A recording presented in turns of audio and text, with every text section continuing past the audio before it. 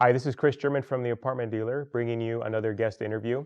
And this is where we bring in the who's who of the real estate industry, those individuals that are not just pontificating on top of a soapbox, but have actual practical knowledge. Typically, they're investors who have skin in the game, and they're giving us insight, tactics, sometimes mindset in terms of what it means to be a profitable investor and how to move one's financial legacy forward. Bruce and his firm, the Norris Group, are first and foremost investors, second, hard money lenders, but more so have gained notoriety for their ability to time markets. Bruce, over the last couple of decades now, has educated investors like you on the ups and downs of the market cycles, and people lean in on his information now and are dependent upon what Bruce has to say.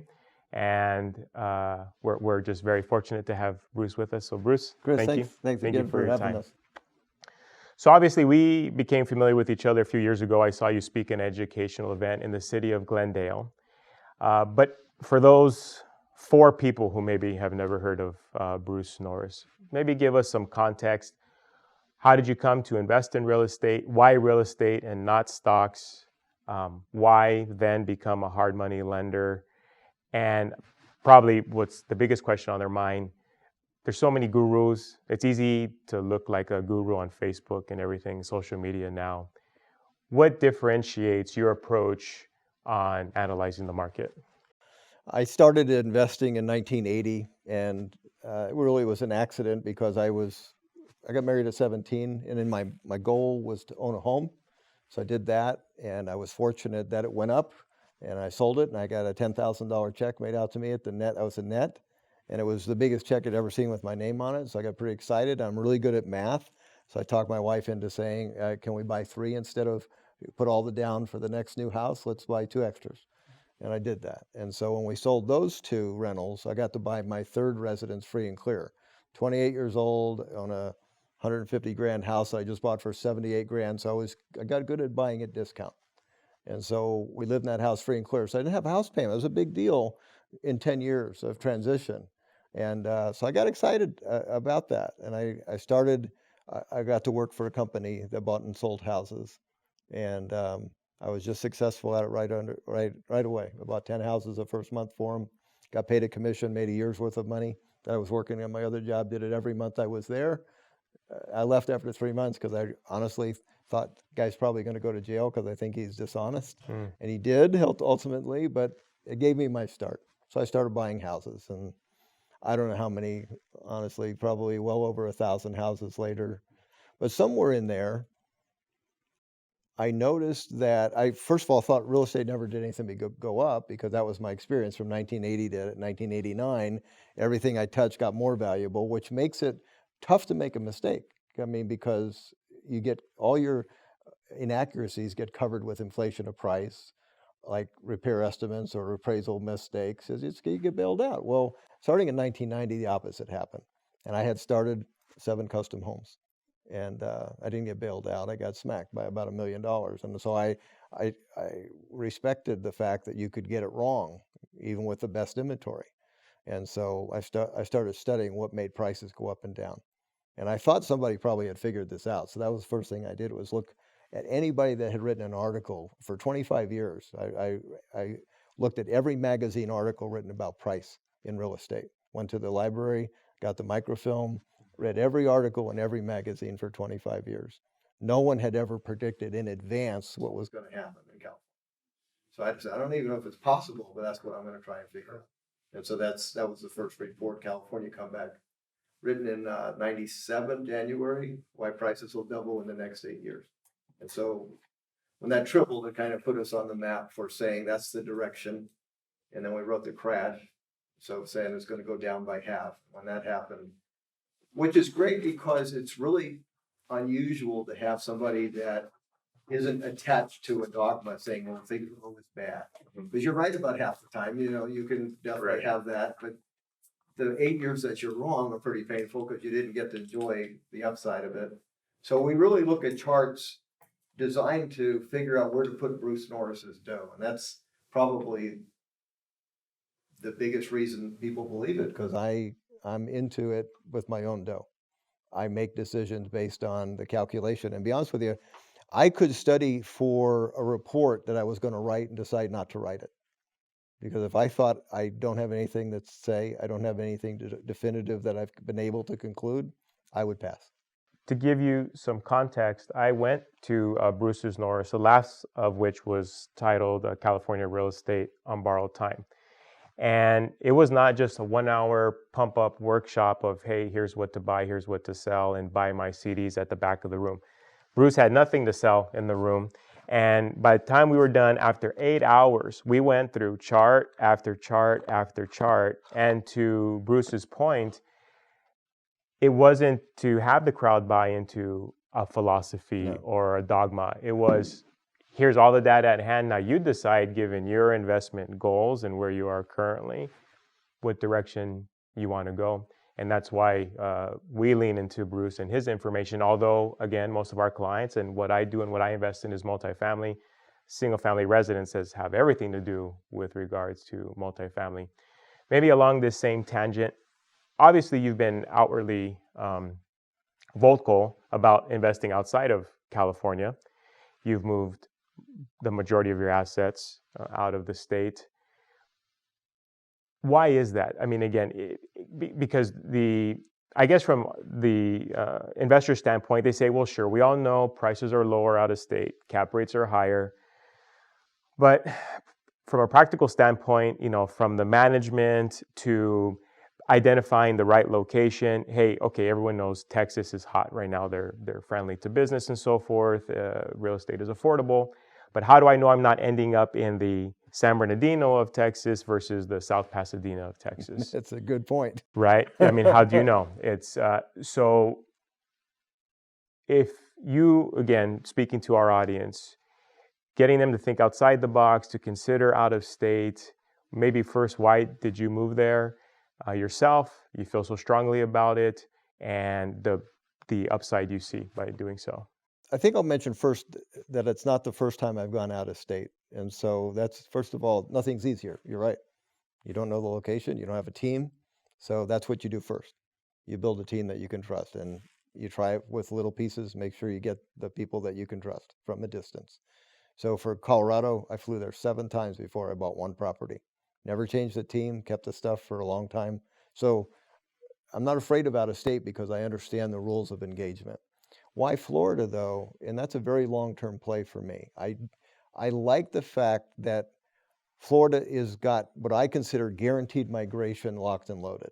It has the largest population of seniors that require an increasing amount of medical help. The multiple is about 3.5 times the number of medical people that are there at 65 when you're 65 are required when you're 85. 3.5 times. Okay, well, I like that. That means that by the time I'm 85, 3.5 times the nurses and all that. And it's kind of borne out that who my renter is likely connected to the nursing world. So that's kind of guaranteed inflation of people. And those are good jobs, so their wages are good. People, every time I ask the question too, so, at night I'll randomly think of stuff. Migration of people with money, where do they go? Florida number 1, California number 50. If we lose the most money out, Florida gains the most, by far, more than 2, 3, 4, and 5 combined. That's a good thing. And so friendliness to business, Texas 1, Florida 2, California 50. I bet if I had asked those questions in the 70s, California would have been number 1. So we have decided not to be that friendly place. And you can almost count on California is going to be like 44th to 50th in almost anything you ask. That takes its toll. And I'm talking about I'm going to be somewhere for a long time. So why I went there was I was able to exchange homes that were 50 years old for 2 brand new homes in areas that what I consider growth areas. So that's why I made the change, because I like the inventory better, and I like the fact that I think it's a permanent piece of what I'm going to own. In terms of the market, because again, many will hear that, but it, for whatever reason, it's just not practical for them to go out of state. So if we can give them some insight to where we are in California. One chooses to stay in California. My own investments are in California. I have not ventured out of state. 6 months ago or so, we were together and we took a look at a lot of charts at our educational event, most of which told the story that our real estate market should be doing extremely well, busting at the seams, yet that's not the case. We're 6 months later. Are we trending the same way? Actually, there's a upside that you've seen, or is it getting worse? Where are we 6 months later? We thought this year would be mildly positive year over year, and that would be the last year that would be true. So I just checked before you came in, and so California's median price is up about 2% year over year on a monthly basis. So July 19 to July 18 is up about 2%. August is usually the peak month of a year. Okay. And so we'll know the rest of the story by the end of December. I would expect that California will have had its last good year, and then because if you can't have a really good year with the set of charts we have, and by the way, that's the first, so you have no competition from foreclosures. I mean, virtually none. 1% of the inventory is for sale by lender-owned properties, and short sales are almost non-existent. That combination usually combined with unemployment at a 50-year low sends prices through the roof. I mean, every other time, 15, 20% a year until we get to 17% affordability. We're at 30% affordability with a great set of charts and we're flat. Well, that's never happened. And I finally understood it's not going to happen for good reasons. And part of that is we're losing a lot of people. We're losing people that can't afford to buy. The builders can't afford to build what people can buy. They can't build a starter home. How are you going to have a 200 grand home in California when your permit and your lot cost you 150? So they can't build what they really could sell. And so people were migrating out. I get responses all the time from people that are key people in the industry, and I'll get a random email. 9 of my last 10 sellers left the state. And so that's not completely uncommon. You have a lot of people leaving. If you wanted to start owning a home, you were under 30 and had a pretty normal job, well, good luck. It would be tough. And so that's what's going on. Those things are occurring. And then the other thing is the legislation.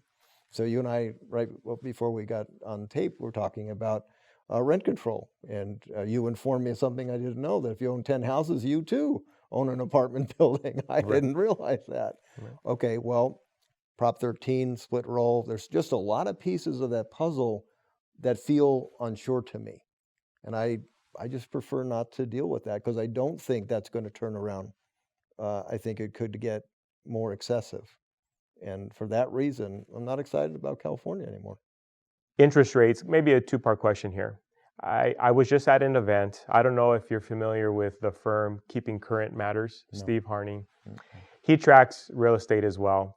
And he was speaking nationally and the question was about recession. If we're headed to a recession, he believed that this recession would be one of the recessions we've had in the past, where actually property values go up and not down. So not pitting you against him, no. But I'm curious as your take. If we are, in fact, everyone's screaming recession, it's too early to tell now, but if we're headed in that direction, what happens with interest rates? We just had a lowering of interest rates. When I was with Gil Figueroa, who you know from our luncheon, he just said, hey, we're at an inflection point where they could go further down, way down, or maybe they swing upwards, right? We're at that point, given what's going on in the bond market and so forth. Your take on recession and interest rates, what do I need to know it's particular to investing in real estate? I think it'll be like nationally, I think you won't have a price decline. I think you'll have a small price decline in California. It's going to be hard to have a recession in our industry if you have an interest rate that starts with a 2, which I think you will. So think about just the ramifications of that. When you're talking about affording more home as a buyer, when you get to refi and go from 4 to 2.5, you just freed up a bunch of money for your budget.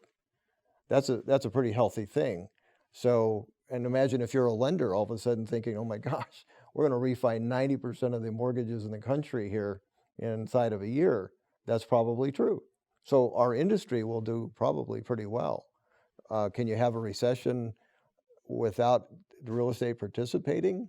Yeah, you can somewhat, because we'll have the benefit of that. But will you have foreclosure? Sure. You'll have people lose their job. You'll have people move out. But the numbers aren't going to get excessive, because people have had a chance to borrow money at really reasonable rates. And by and large, 98, 99% of it's all fixed. So the payment's not going to change, doesn't balloon up.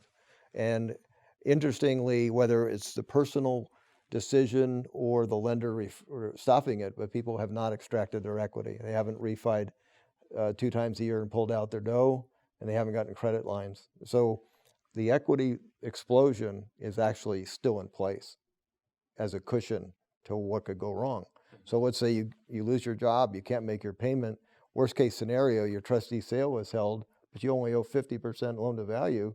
Well, it's going to get bid by somebody in our world at 80 cents on the dollar. So you come out with almost 10%, only 10% less than if you listed it, and take your cash and go do something else. And the most important thing is the bank didn't get the inventory, and it didn't become a competitor. So in the apartment world, it would be like there was a really bad downturn at one time in the apartment world. And one of the problems was, 80% of the comps were bank-owned apartments. That said, that was what the value was. Okay, well, that can happen in real estate, residential real estate. It's not going to happen this time, and that'll be a big deal. There'll be comps that are REOs, but they won't be the trend. So the appraiser actually can go, that's 1 out of 5. It's not the market. In 2009, it was 4 out of 5. It was the market. Wow. Now, at the opener, you mentioned that we hadn't bought and sold, say, over 1,000 homes. And for a lot of our watchers, our viewers, many of them are sitting on, say, a 5-unit property, a 10-unit property, 15-unit property, and either they've become comfortable over time, complacency, a mix of both, fear of the unknown, what have you. They have all this opportunity in terms of equity that they could leverage and continue to grow their income and number of units owned, but they get stuck. And so this isn't a question I really often have time to ask the speakers at the luncheon, but maybe just some insight. Were you just born extra smart than the rest of us, and you have no fear of risk, and you're just one of those individuals that's a natural entrepreneur? Or what has been your approach that they could relate to give some hope, if you will, to be successful in investing in real estate? That's why I love charts. I don't have to make emotional decisions, because I can get caught up like everybody else. I mean, I did in 1990. I paid a price for it. I thought real estate was a completely harmless product. And I went with the momentum and made decisions. I mean, I had made money all the way up. I had just made $1 million on 50 lot sale. And I was just apparently excited to give that away. And so I did one more thing, but now I calculate all my decisions and put the odds in my favor. And so how do you prevent getting stuck in analysis paralysis, though? So you got all these charts and analyze. So you get ready. I don't look back when I make a decision. So I sold my properties. I had an interest in 100 properties in 2004 and 5 that I sold. When you look at a chart, was it too early? Yep. I had people that I told, you ought to get out of here, because we wrote the report, the California crash in 06. Well, I didn't think it was a good idea to sell in 2006. I thought that could be too late. Well, as it turned out, it would have been fine. So there were people that probably look back and said, I missed 15% of the upside. I could have cared less. And that's maybe the difference for me. I calculate everything. Here's what I want. I want to be able to look at myself in the mirror and say, would you have made the same exact decision given the facts that were in front of you? And my answer will always be yes. And so that's what's been fun. This has been a passion. Thank God it's been right. And it's interesting. Now, I have a high school diploma. So most of the people, that I even debate have PhDs in economics. I'm not arrogant about that at all. I'm not intimidated about it either, because the difference is every year there's a chart. I was a player in that market. I know what happened. And so that's a big difference in knowing what those charts collectively mean than picking out a chart. Because I'll be debating somebody and they'll say, well, of course, when interest rates go up, that damages real estate. Well, you know, it's so silly to me that you would say that because all you have to do is pull an interest rate chart and a price chart, and you go, oh wow, it's not always true. Hmm. So okay, so you can't make decisions based on that. There must be some other chart that trumps that. Well, what is that? Oh, it's not that one alone, it's this one too. Well, that's the fun of being a participant rather than an economist that just looks at charts and says, well, this has got to be true. And I think that's why we've been pretty effective in looking forward and saying this is likely, you know. And and you know, you've attended a live event. I'm not there to sell you on my proposition. I'm telling you, this is my conclusion. This is what I'm doing with my money. Tear it apart, disagree with it. I even love to do that when it's live. I'm not intimidated by somebody raising their hand and going, man, I think you're wrong. It's great. Because you know what? You may have thought of something I haven't thought of. Let's share with that with the audience and see if we should bat it around and think about that. You know, I've learned a lot of stuff that way. A lot of times I learned that I like my original proposition, but I'm not afraid to be challenged by that at all. I get a kick out of it. If you can't already tell, Bruce is a storehouse of knowledge, and Bruce will be one of our speakers at our educational luncheon. Last question. You speak at a lot of events, obviously, and are well respected within the industry. You and I have no affiliation. It's not like I pay you or you pay me to be at the event. You've chosen out of free will, if you will, to be with us. What is it about our event that you choose to speak, to be present, to be gracious with your time? And what is it about the other speakers involved? Because if I'm watching this and I say, hey, I already have a real estate attorney, I already have a real estate accountant, I already have a broker that I do my deals with, I already read the Wall Street Journal for all my real estate forecasting, I'm too busy. You know, we implore these people to come to the event to see just how much information is shared, and also to get them past, many of them to get past the fact of, well, it's probably a big sales pitch, because they've either been to an event held by another brokerage house where it was a bait and switch, free lunch, and then you go there and they're hard selling you on something. Okay, well here, that's why I show up. I like the model you've created. I didn't have an apartment person in the world that I said, you know what, I can refer this guy. So I'm supporting you. That's why I'm there, to be honest with you. Because you've asked me before about when I present, don't I want to like say something about whatever, you know, that would benefit me, and I have yet to do it because it's not why I'm there. But it does happen, doesn't it? Isn't that interesting? That's been always my business model. So you've just come to us for a couple loans in the last few months. Okay, I like if it happens naturally instead of run to the back of the room. I've always hated that model, but I've loved our model. So when you attended that report, it was sold out. We didn't have to get anybody to run the back of the room. We just had to say, well, there's the date. We have I Survived Real Estate event. We literally just released it and it's all sold out. It sells out in a day. Okay. I like that reputation. I think you're that guy in apartments. That's why I'm there. I appreciate that. Appreciate that. And so with that, we hope you'll join us. Our next event is October 3rd. It's going to be in the city of San Gabriel. More information will follow with regards to reservations and so forth. Bruce, thank you so much for your time. Thank you, Chris. Again, Chris German with the Apartment Dealer, wishing you positive cash flow, tenants who behave, and much protection from Uncle Sam. Till next time. Thank you.